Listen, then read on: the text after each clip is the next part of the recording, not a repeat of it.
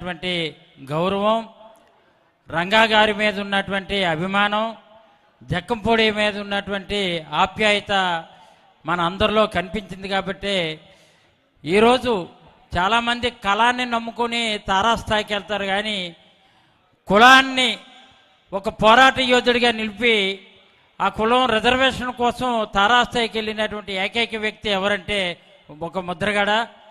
ఆ ముద్రగడ పద్మనాభం గారు పరంపదించడం చాలా చాలా మన సామాజిక వర్గానికే కాకుండా నిజంగా ఎన్నో వర్గాలకి, ఎంతోమంది అభిమానులకి తీరని లోటు. మరి ఈ సందర్భంగా అనేక మంది ఆయన స్ఫూర్తిదాయకమైనటువంటి విషయాలన్నీ కూడా, ఆయన పట్టుదల మనిషి అనాలా, పెంకితనంతో ఉన్నటువంటి మనిషి అనాలా, లేదు అంటే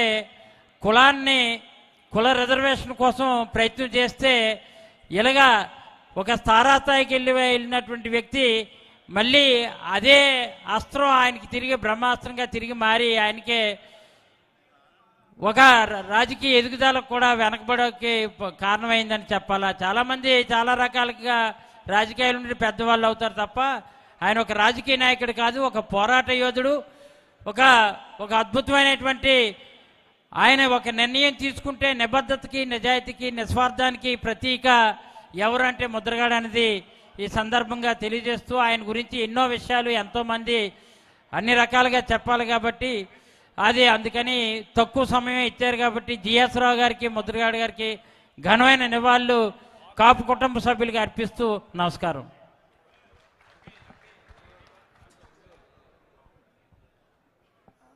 మన తెలుగుదేశం సీనియర్ నాయకులు గణకృష్ణ గారిని వచ్చి మాట్లాడాలని కోరుతున్నాం.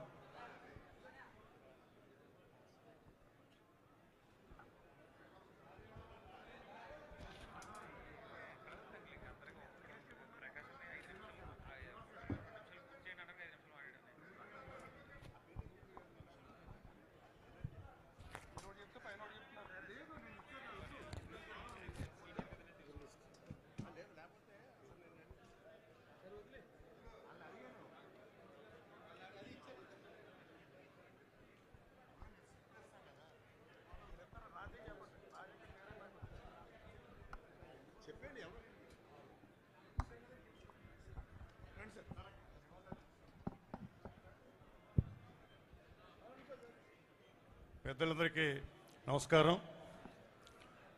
రాజకీయాలకు అతీతంగా ఎంతోమంది మిత్రులు ముద్రగడ మీద అభిమానంతో ఇక్కడికి వచ్చినందుకు అది ఆయన వ్యక్తిత్వానికి ఒక నిదర్శనం. ఎందుకంటే కేవలం ఒక కులం గురించో లేకపోతే ఒక పార్టీ గురించో కాకుండా ఆయన వ్యక్తిత్వం మీద అభిమానంతో చాలామంది వచ్చారు. అలాంటి వాళ్ళు చాలామంది వచ్చారు ఇక్కడికి. ఆయన ఏం చెప్పాలో కూడా తెలియట్లేదు. ఎందుకంటే ఆయన మా మిసెస్ పోయినప్పుడు ఆయన మా ఇంటికి వచ్చి ఆయన పరామర్శించి ఎవరికి చెప్పొద్దని కూడా చెప్పాడు. ఎందుకంటే ఆయన నమ్మిన సిద్ధాంతం కోసం అది మంచి అయినా చెడైనా కానీ దూసుకెళ్ళిపోవడానికి పోరాట యోధుడి లక్షణం అది. అటువంటి పోరాట యోధుడు ముద్రగడ పద్మనాభం గారితో నాకు ఎన్నో పరిచయాలు ఉన్నాయి. ఒకసారి నెహ్రూ గారు కళా వెంకట్రావు గారిని, ఇంకొక ఆయన్ని పద్మనాభం గారి దగ్గర తీసుకెళ్ళమని చెప్తే అక్కడికి వెళ్తే సాయంత్రం 4 గంటలకు వెళ్తే అక్కడ నేను అసలు చాలా పూరి ఎటను నేను. అలాంటిది ఆ టేబుల్ నిండా చాలా రకాల ఆహార పదార్థం, మాంసాహారాలను పెట్టి మీరు తినాలి, తినకపోతే నేను చచ్చేదాన్ని చంపుకు తినందు కొట్టుంటారు ఆయన. అంటే ఒక నానుడు ఉంది, గోదావరి వాళ్ళు తిండి పెట్టి చంపేస్తారని చెప్పేసి. అలాంటి అనుభవం కూడా నాకు ఉంది. ఏదేమైనా కానీ ముద్రగడ పద్మనాభం గారు ఆయన ఆత్మశాంతి కలగాలి. ఈ అందరి ఆకాంక్షల మేరకు ఆయన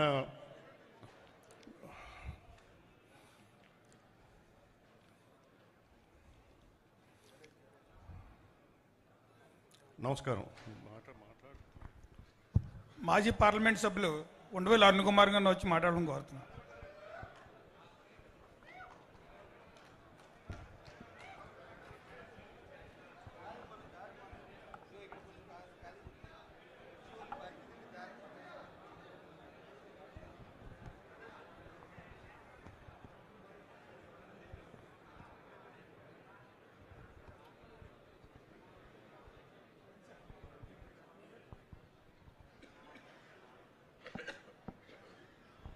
అందరికీ నమస్కారం.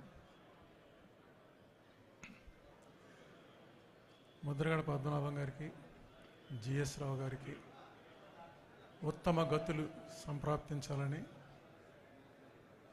శాశ్వత స్వర్గలోక నివాస సిద్ధిరస్తుగా మనసారా కోరుకుంటూ సెలవు.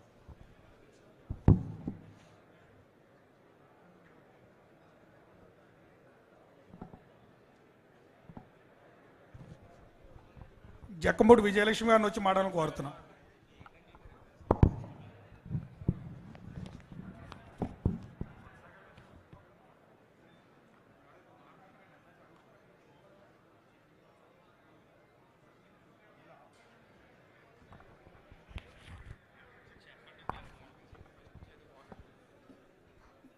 బొత్స సత్యనారాయణ గారిని వచ్చి, మాజీ మంత్రివర్యులు బొత్స సత్యనారాయణ గారిని వచ్చి మాట్లాడాలని కోరుతున్నాం. తోట తిరుమతులు గారిని, అమర్నాథ్ గారిని కూడా వచ్చి నివాళులు అర్పించని కోరుతున్నాం.